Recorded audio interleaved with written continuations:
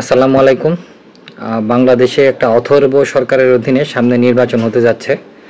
তো তার চেয়েও বড় কথা, যার অধীনে নির্বাচন হবে অর্থাৎ যারা নির্বাচন পরিচালনা করবে সেই নির্বাচন কমিশন কতটা অথর্ব এবং কতটা দুর্বল তার প্রমাণ আমরা পাচ্ছি। তারা আসলে কোনো ডিসিশনই নিজেদের মতো করে নিতে পারছে না। কারো হুমকিতে, কারো ধামকিতে বা কারো অনুরোধে তারা যেভাবে খুশি সেভাবে কাজ করে যাচ্ছে। এই মুহূর্তে আমজনতার তারেক প্রায় ৮০-৯০ ঘন্টা অনশন করে ফেলছে। সে অসুস্থ হয়ে গেছে। তার দলের নিবন্ধন নিয়ে সে চেষ্টা করে যাচ্ছে, তার দলের নিবন্ধন ইসি দিচ্ছে না। এখন তারেক তার সকল কাগজপত্র হাজির করেছে। অন্যেরা যারা নিবন্ধন পেয়েছে তাদের চেয়েও খুব সম্ভবত তারেক সেই যথেষ্ট পরিমাণে ভালো ওয়েল ডকুমেন্টেড হয়ে সে ইসির সামনে নিবন্ধনের জন্য সে অত্যন্ত চমৎকারভাবে অহিংসভাবে সে একটা আন্দোলন করে যাচ্ছে। কিন্তু ইসি শেষ পর্যন্ত ইসি সচিব জানিয়ে দিয়েছে ৫২২ ঘন্টা অনশন করলেও আসলে তার দল নিবন্ধন পাবে না। এর মানে হচ্ছে খুব সহজ সরল কথা, সেটা হচ্ছে যে এই নির্বাচন কমিশন তারেককে তার দলকে আসলে নিবন্ধন দেবে না। আর এই নিবন্ধন প্রক্রিয়াটা যে একটা জঘন্য রকম জালিয়াতি প্রক্রিয়া, সেটা বলা কোনো অপেক্ষা রাখে না। এই নির্বাচন কমিশন না, আসলে সকল নির্বাচন কমিশনই সরকারের আজ্ঞাবহ হয়ে কাজ করে। এই তারেক ইউনূসের কট্টর সমালোচক, জামাত ইসলামীর কট্টর সমালোচক, এনসিবির কট্টর সমালোচক।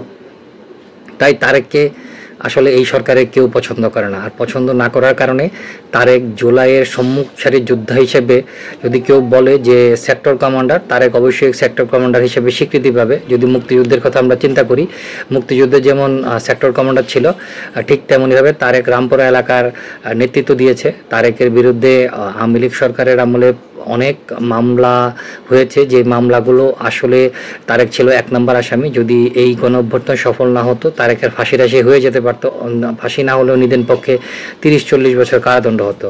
তো তারেক এই ধরনের একটা রিস্ক নিয়ে সে যে রাজনীতিটা করেছে, আমি মনে করি যে রাজনীতিবিদ হিসেবে তারেক বাহবা পাওয়ার যোগ্য, এবং তারেক রাজনীতিটা নিয়ে ধরে রেখেছে এবং যথেষ্ট সাহসিকতার সাথে সে ধরে রেখেছে।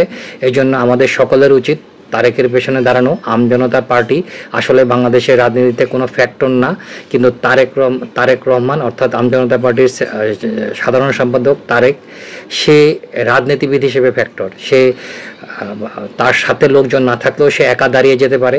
এই ধরনের রাজনীতিবিদ খুব কমই রয়েছে। সেই হিসেবে আমি তারেককে সাধুবাদ জানাই। বাংলাদেশের রাজনীতির একটা বড় শূন্যতা রয়েছে, রাজনীতিবিদরা সব ধান্দাবাজির পিছনে ঘটে। তারেকের হয়তো বা কোনো না কোনো ধান্দা রয়েছে, কিন্তু এই মুহূর্তে আমার খালি চোখে যেটা আমি বুঝি, তারেক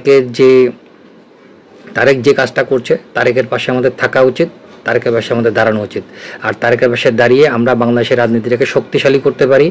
এইসব সরকারি যেসব প্রতিষ্ঠান রয়েছে যারা সরকারের আজ্ঞাবহ হিসেবে কিংবা কোনো ক্ষমতাবানের আজ্ঞাবহ হিসেবে কারো সঠিক কাজটা করতে চায় না, তাদের বিরুদ্ধে রুখে দাঁড়ানোর জন্য তারেকের পাশে আমাদের দাঁড়ানো উচিত। এবং তারেককে আমি অসংখ্য ধন্যবাদ জানাই যে তারেক এককভাবে সে চেষ্টা করে যাচ্ছে, এবং তারেক সফল যদি নাও হয়, সকল রাজনৈতিক দল অর্থাৎ সবচেয়ে বড় কথা বিএনপির উচিত তারেকের পাশে শক্তিশালী হিসেবে দাঁড়ানো। কারণ তারেকদের পাশে দাঁড়ালেই কোনো না কোনো সময় বাংলাদেশে ভালো রাজনীতিবিদ অর্থাৎ তারেকের মতো রাজনীতিবিদ গড়ে উঠবে, এবং তখন একজন থাকবে না, প্রতিবাদে একজনের পিছনে ১০ জন, ১০ জনের পিছনে ৫০ জন, ৫০ জনের পিছনে ১০০ জন, এভাবে ১,০০০, ১,০০,০০০ লোক হয়ে যাবে। অতএব দাঁড়ানোর মতো ক্ষমতা সম্পন্ন রাজনীতিবিদদের পাশে থাকা উচিত। বিএনপির উচিত তারেককে চরমভাবে সহায়তা করা, প্রয়োজনে নির্বাচন কমিশন অফিস ঘেরাও দিয়ে হলেও তারেকের আমজনতার নিবন্ধনকে কার্যকর করা। ধন্যবাদ।